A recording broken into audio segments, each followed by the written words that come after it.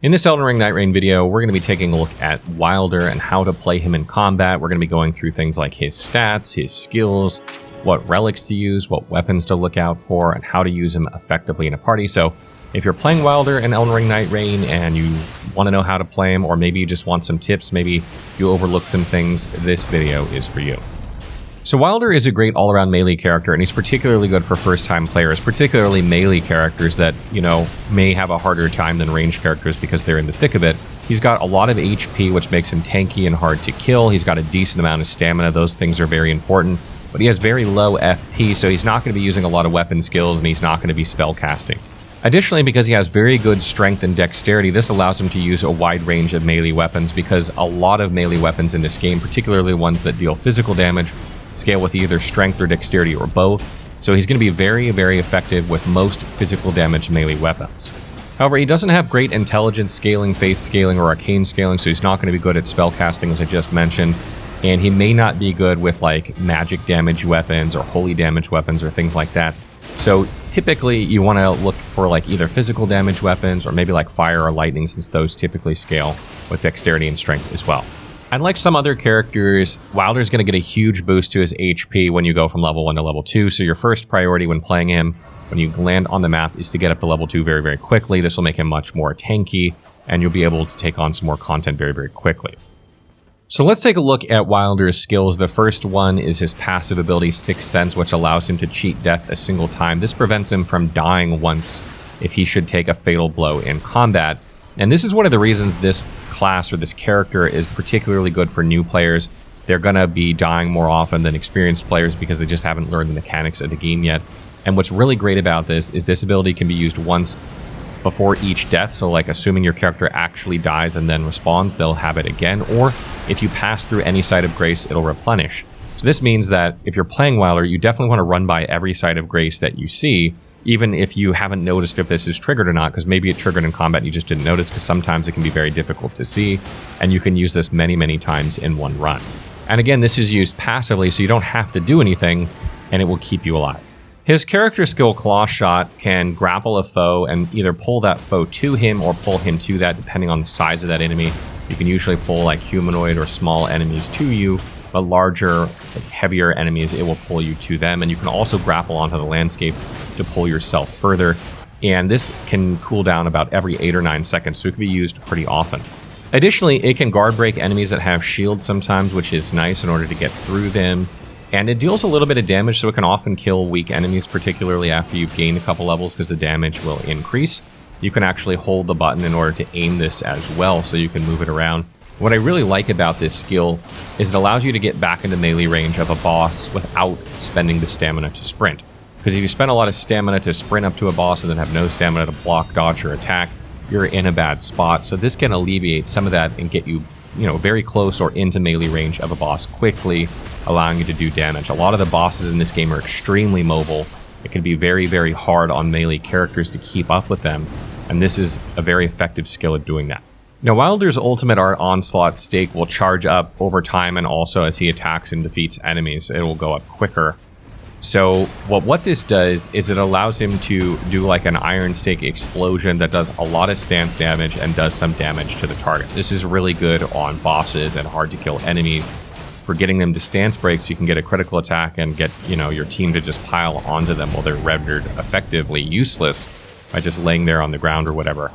And you can actually hold the button to charge this up. If you do it, it will use more of the gauge than it will if you don't charge it, but it will do more stance damage and more damage. And you do have iframes when using this ability, so it's really nice when you're like up close to a boss and they can't mess with you while you're using it.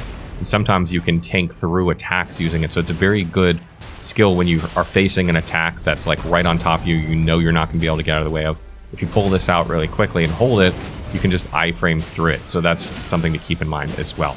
Out of all the ultimate skills though, this one can be kind of difficult to get the hang of using because it's easy to miss. Again, because bosses are so mobile in this game most of the time, you could be charging it up by holding it and the boss moves out of range and then you do nothing. This can happen a lot. So you really have to learn the boss attack patterns to get the most out of this skill, or you can just use it instantly when you get into combat, maybe Claw Shot into a boss, fire this off really, really quickly, and then the risk of not being able to hit that boss is reduced significantly.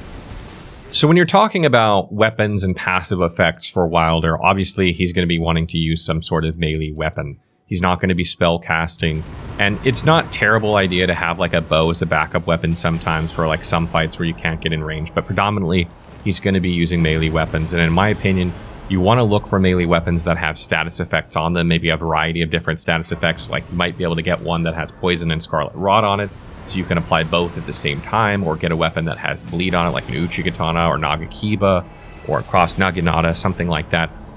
And that way you can help out your team by getting those status effects on quickly in boss fights. Even when you're chasing a boss around, you're still dealing damage from the status effects and ripping off huge chunks of bleed, particularly if your party members also have bleed. That can work out really, really well. Another thing that Wylder is particularly good at because of his ultimate art is stance breaks. His ultimate art is fantastic at breaking the stances of bosses, or at least getting them close to being stance broken. So using heavy weapons like great hammers or great swords or great axes, things that can do a lot of stance damage with their attacks and their heavy attacks and charged heavy attacks, is also not a bad strategy. Because remember, in this game, when a boss is stance broken, not only can you do a critical attack most of the time, but all the damage your party is doing to that enemy while they're stance broken and through your critical animation also counts. So they're not like not taking damage when you're doing a critical attack. So focusing on stance damage is also a very good strategy for Wylder.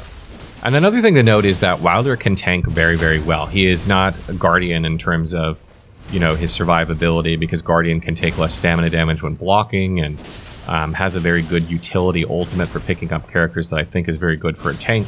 But he can also tank effectively. He can use a shield. I definitely recommend trying this out and trying to block when possible. It's definitely not a bad strategy, particularly if you get a good shield. Definitely don't pass up a good shield if you see one, because being able to block through some attacks can help keep him alive sometimes, and you definitely want to have that option unless you're just, flat out going for stance breaks. In terms of things to look for when you're talking about how to improve his effectiveness, like passively, you want things that are going to improve health recovery, reduce damage that he takes. Anytime you're playing a melee character in Nightreign, it's a lot more about staying alive than it is dealing damage. Obviously, you want to deal damage, and again, I suggested a good way of doing that through status effects. But a lot of it is staying alive so you can deal damage. Melee characters are way more at risk of getting hit because of the amount of AoEs that bosses in this game have. A lot of their attacks are like 270 degrees or 360 degrees. And a lot of times you can get clipped by attacks that a ranged character is just not going to get hit by because you're standing in melee range and they're not. So getting things like physical damage reduction, elemental damage reduction, more HP, more stamina, anything that gives you health recovery like on kill or over time, or when you meet a certain condition like critical strike, all these things are good because predominantly you're wanting to try and stay alive as a melee character. If you're down every 2 seconds and your ranged characters have to keep picking you up, they're not dealing damage to the boss. So staying alive is far more important, and survivability is far more important for melee characters than it is for ranged characters who can usually stay out of harm's way most of the time. So when you're taking a look at relics for Wylder, there are a lot of ways you can go. Getting a status effect on your weapon at the beginning is not a bad idea. Getting something like poison or bleed is a great way to be able to deal a lot of damage with your basic weapon. So definitely be on the lookout for things like that. There are Wylder specific ones that obviously when you see, you might be tempted to slot, so keep an eye out for those. They're quite rare though, so they're not reliable. But besides this, I tend to prioritize things that are going to help with survivability in combat. This is predominantly like health, ways to get health or increasing health, or ways to increase stamina or get more stamina like vigor and endurance. And this is because, again, staying alive is so important that this will allow you to be more effective. And more stamina means you can block more, dodge more, attack more, which just makes you more effective in general and can often save you in some scenarios. If you're talking about stats, though, strength and dexterity relics are a good way to boost damage generally because, again, he has good strength and dexterity, and a lot of melee weapons scale off these. So you can get some just outright damage increase from those stats as well. And something you might want to consider as well is looking for something that improves his FP, particularly if you find yourself using a lot of weapon skills. It really depends on the weapon you get with Wylder, but there are a lot of good melee weapon skills in Nightreign. So getting a way to either replenish FP or in order to increase your FP so you just have more in general and you can use more weapon skills is also very beneficial because, in my opinion, you don't want to take buffs on the landscape from defeating boss that increase your FP over something like endurance or stamina or health, but you could maybe slot a relic that might be able to do that if you can find one.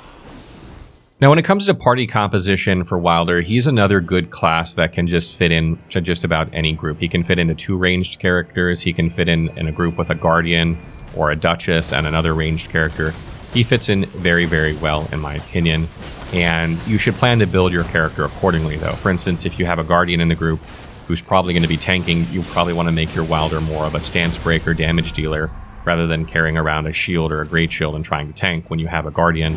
So adjust accordingly. But maybe if you have no Guardian, you want to be the tank, you maybe look for a shield or a great shield so you can kind of block more attacks and kind of try and hold aggro if you can, and keep attention on you so your ranged characters can do their job and just focus down bosses and enemies.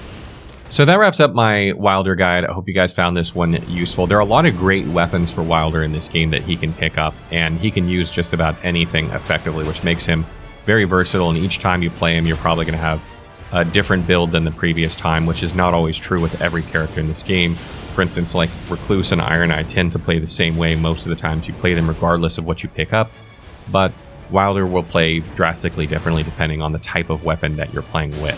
And I highly recommend that you check out the wiki, or you go into the sparring ground and check out some of the weapons to get more familiar with what their attack patterns are and what their weapon skills are. Some of them have changed from Elden Ring. I found out the other day the Guardian Sword Spear combat animation is completely different, which was devastating. But there are different animations and some different skills, so it's worth going to check these out, become more familiar so you know what you're looking for when you pick up items in a run with Wylder. As always, if you have other Wylder tips, please leave them in the comments, or if you have questions about Wylder that maybe things I didn't answer, you can leave those in the comments as well, and I will try and answer them as soon as I can.